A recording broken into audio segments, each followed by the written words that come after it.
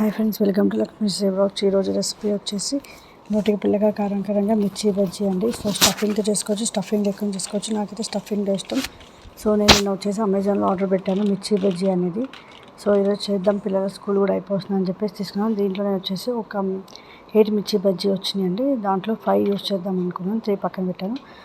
దీనికోసం ఒక full bowl శనగపిండి, ఒక ఫుల్ స్పూన్ కారం, ఉప్పు ఒక 1 టీ స్పూను, నెక్స్ట్ వచ్చేసి జీలకర్ర కొంచెం, వాము ఒక 1/2 టీ స్పూన్, జీలకర్ర ఒక 1/2 టీ స్పూన్, రెండు కలిపి ఇంగువ కొంచెం అండి.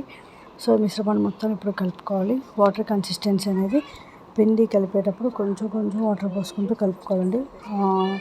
సో ఫస్ట్ వచ్చేసి మసాలా అంతా కలిపేలాగా పిండి కలుపుకొని తర్వాత కొంచెం వాటర్ పోస్తూ కలుపుకోవాలి. వాటర్ కన్సిస్టెన్సీ కొంచెం పోస్తూ మనకి ఎంత కావాలో అంత తీసుకుంటుంది. బై మిస్టేక్ ఎక్కువ వేస్తే కనుక జారుగా అయిపోతుంది. సో అందుకని నేను వచ్చేసి వాటర్ కొంచెం తీసుకున్నాను. గుంట గిన్నె ఏంటంటే మనకి బజ్జీ ముంచి వేయడానికి కూడా చాలా బాగుంటుంది. అందుకని నేను గుంట గిన్నె తీసుకున్నాను. మ్యాక్సిమం బజ్జీలు వేసినప్పుడు మిర్చి బజ్జీకి మెయిన్ గుంట గిన్నె ఉండేలాగా చూసుకోండి. సో కన్సిస్టెన్సీగా మట్టి లైక్ పిండి ముద్దలు ఏమీ లేకోకుండా సో ఇంత సాఫ్ట్గా కలుపుకోవాలి. కన్సిస్టెన్సీ అనేది ఈ రకంగా కావాలి. సో ఇప్పుడు వచ్చేసి మిర్చీలు కట్ చేసుకుందాము. సో కవర్లో నుంచి మిర్చీస్ తీసేసుకొని సో వాటిలో సీడ్స్ ఒక 5 తీసుకున్నాను మొత్తం.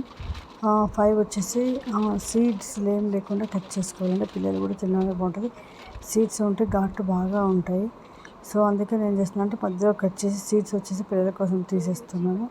సో ఈ రకంగా ఒక 5 లేదా 6 బజ్జీస్ని ఈ రకంగా రెడీ చేసి పెట్టాను. కావాలంటే మళ్ళీ మీరు ఒకసారి చూడొచ్చు. సో వాటిని చీల్చి దాని లోపల లేదా చీల్చాను చూడండి, కింద భాగం నుంచి స్ట్రైట్గా కోసుకొని వచ్చి కాడ దగ్గరికి కానీ చాకుని కాడ పైన పెట్టేస్తాను. ఇంకా సో అట్లా ఉంటుంది, రెండు వైపులా కాడ అనేది వస్తుంది. సో ఈ రకంగా నేను ఒక 4-5 మిర్చీస్ రెడీ చేసుకున్నాను, గింజలు ఏం లేకుండా. సో గింజలతో కూడా బాగుంటుంది, బట్ ఈసారి మిర్చి చాలా కారంగా పోయించినప్పుడు అట్లనే కానీ గింజలు రిమూవ్ చేస్తాను. చాకుతో కానీ చేత్తో కానీ ఈ రకంగా గింజలు రిమూవ్ చేసుకోండి. సో 1-2 ఉంటే పర్లేదు, బట్ పిల్లలకి మొత్తం రిమూవ్ చేసుకోండి. ఘాటు బాగా ఉంటే తినలేరు వాళ్ళు. సో చేతిలో పెట్టుకుని కూడా ఈ రకంగా కట్ చేసుకోవచ్చు మిర్చి అనేది.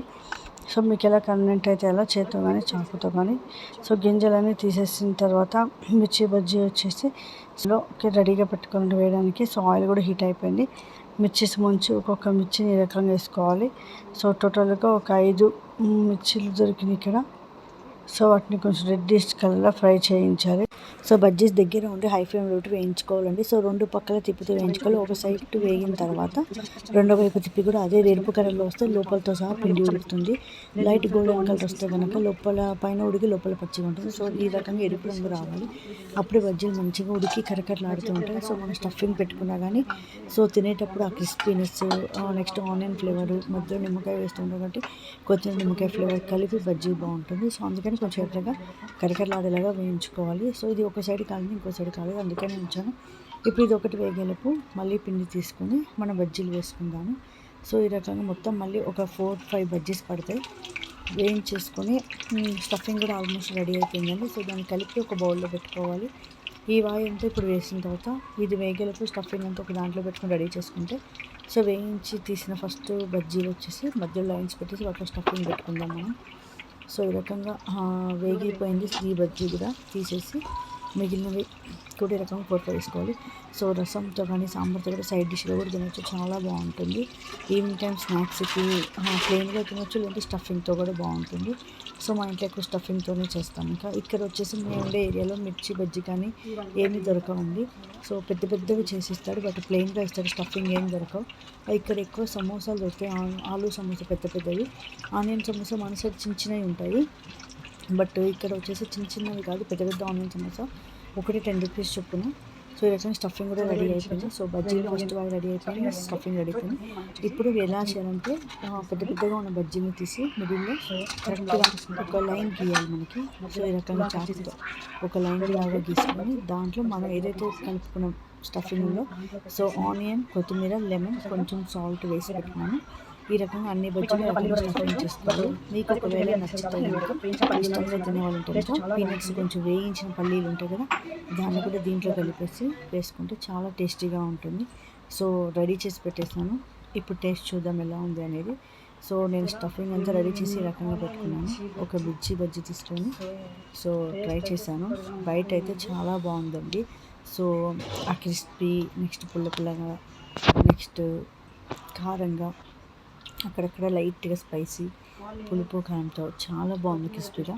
సో ఈ రెసిపీని మీరు కూడా మీ ఇంట్లో ట్రై చేసి ఎలా ఉందో కామెంట్ రూపంలో తెలియచేయండి. ఇప్పటివరకు నా ఛానల్ సబ్స్క్రైబ్ చేయండి. Please subscribe my channel for more videos. So recipe మాత్రం కంపల్సరీగా ట్రై చేయండి. ఈ రెసిపీ వచ్చేసి నేను వీక్లీ వన్స్ చేస్తాను, ఎందుకంటే మా ఉండే ఏరియాలో చెప్పాను కదా, సో ఇలాంటి స్నాక్స్ దొరకదు మాకు ఇక్కడ. ఎక్కువ ఆలు సమోసా, పెద్ద పెద్ద ఆనియన్ సమోసాలు, లేదంటే సింగిల్ ప్లెయిన్ మిర్చి బజ్జీలు దొరుకుతాయి. అరటికాయ బజ్జీ కానీ, ఆలూ బజ్జీ కానీ ఇలాంటివి దొరకదు. ఇక్కడ ఆలూ బోండా మాత్రం దొరుకుతుంది మాకు ఇక్కడ. సో ఛానల్ మాత్రం సబ్స్క్రైబ్ చేయడం మర్చిపోకండి. Please comment.